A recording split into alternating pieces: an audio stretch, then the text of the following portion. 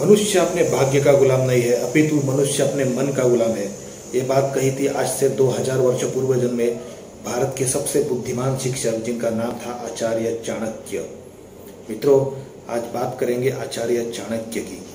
चाणक्य इस भारत भूमि में जन्मे वो इंसान जिन्होंने केवल अपने बुद्धि के बल से एक सबसे प्रबल शासक नंदवंश को जड़ से उखाड़ फेंक दिया और एक नए साम्राज्य की स्थापना की। यह चमत्कार किया था चाणक्य ने मात्र अपने बुद्धि कौशल से। आज चाणक्य के जीवन की कुछ ऐसी बातें मैं आपको बताऊंगा जो आपने शायद ही कभी सुनी होगी, और जिन बातों को सुन के आपके जीवन में भी एक क्रांति आ सकती है।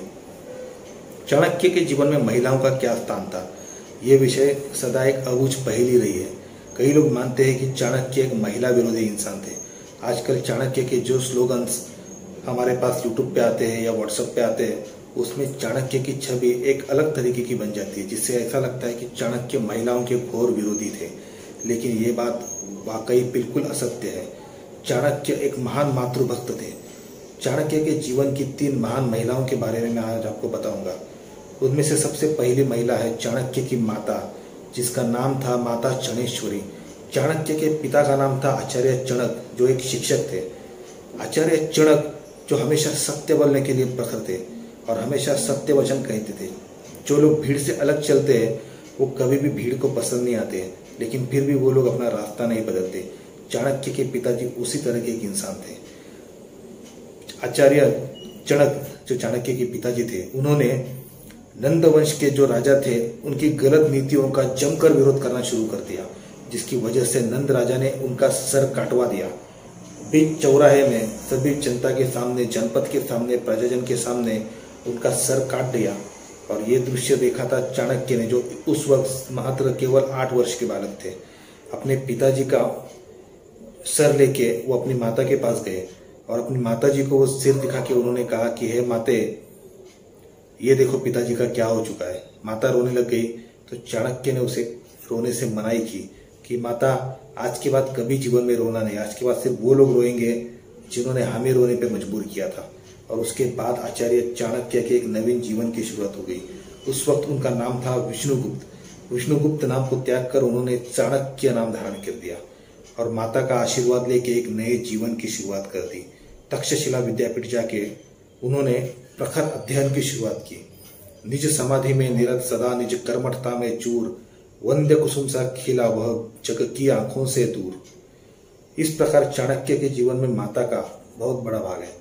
चाणक्य हमेशा कहते थे कि उनके साथ कभी भी बड़े आवाज में बात मत कीजिए, जिन्होंने आपको बोलना सिखाया है। और हमें बोलना सिखाने वाले होते हैं हमारे माता पिता ही। चाणक्य के जीवन की दूसरी महान स्त्री है मूरा, जो चंद्रगुप्त की माता थी। चंद्रगुप्त के अंदर छिपी हुई नेतृत्व कलाओं को चाणक्य ने पहचाना और उसके बाद उन्होंने जाके मूरा से बात की। मूरा को उन्होंने कहा कि तुम्हारा बेटा यहाँ पर सोना होने के बावजूद भी मिट्टी है, मैं उसे अपने साथ लेके जाऊंगा। मैं करूंगा उसकी समस्त शिक्षा और दीक्षा का प्रबंध और उसे इस लायक बनाऊंगा कि आगे चलकर वह अखंड भारत का सम्राट बन सके। मूरा को लगा ये बात बिल्कुल उसे हजम नहीं हुई, क्योंकि एक असंभव सपना था जो चाणक्य उसे दिखा रहे थे। उन्होंने कहा कि आचार्य, आप मेरे से मजाक तो नहीं कर रहे? मेरा बेटा, एक मामूली चरवाहे का बेटा, क्या कभी सम्राट भी बन सकता है? चाणक्य ने कहा, माते, खुली आंखों से देखे गए स्वप्न ही जीवन को एक नया रूप प्रदान करते हैं। तो चाह कर तो देखो, चाहने से क्या नहीं हो सकता, और इसका पूरा जिम्मेदारी इसकी भी लेने को मैं तैयार हूं। तुम्हें बस करना यह है कि राष्ट्र हित के लिए अपने बेटे को मुझे सुपुर्द करना है। मित्रों, सोचिए कि एक माता से उसके इकलौते पुत्र को कोई मांग रहा है, एक आचार्य मांग रहा है, और उसे वो देते वक्त उस माता के हृदय पर क्या बीत रहा होगा। उस माता ने चाणक्य से भी यही कहा कि आचार्य, मैं इसके बिना जीऊंगी कैसे? तब चाणक्य ने उसे कहा, माते, निर्णय तुम्हें लेना है। या तो आम माताओं की तरह इसे अपने सीने से लगाकर जीती रहो, या चंद्रगुप्त के साथ साथ तुम भी इतिहास में अमर हो जाओ। और मूरा ने अपने बेटे को चाणक्य के हवाले कर दिया। चाणक्य ने उसे वचन दिया, माते, अखंड भारत में तुम्हारा बेटा तुम्हारे नाम से जाना जाएगा, मूरा का बेटा चंद्रगुप्त मौर्य।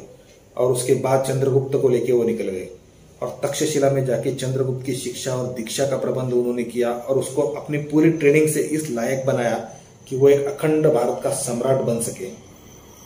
चाणक्य के जीवन की तीसरी स्त्री थी जिसका नाम था दक्षिता, आगे चल के जिसका नाम हुआ संगीनी, और उसके बाद जिसका नाम हुआ मिहिका। इस कन्या का चाणक्य के जीवन में अपना ही एक महत्व है, इसे चाणक्य की मानस कन्या भी कह सकते हैं। और हकीकत में ये एक विष कन्या थी। दुनिया में विष कन्याओं का प्रचलन सबसे पूर्व चाणक्य ने ही किया था।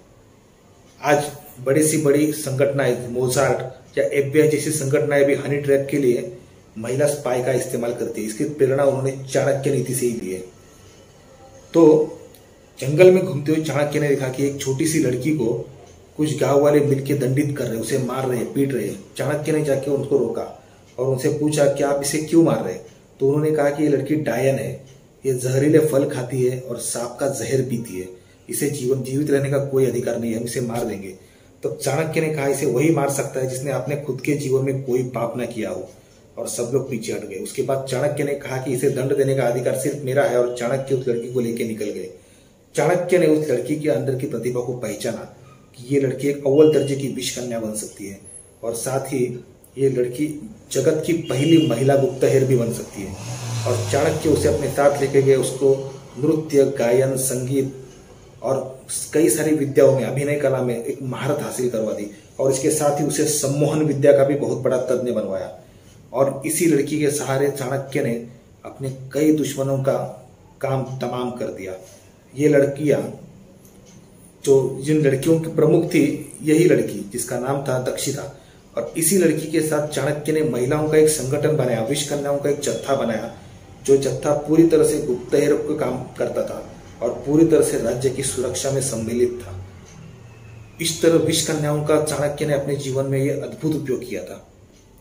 मित्रों, तो ये थी चाणक्य के जीवन की कुछ महान महिलाएं। मित्रों, अगली बार फिर मिलेंगे और किसी इंटरेस्टिंग बातों के साथ। तब तक के लिए खुश रहिए, आनंदित रहिए, क्योंकि चाणक्य ने कहा है कि आपका खुश रहना ही आपके दुश्मनों के लिए सबसे बड़ी सजा है। जय हिंद, जय भारत।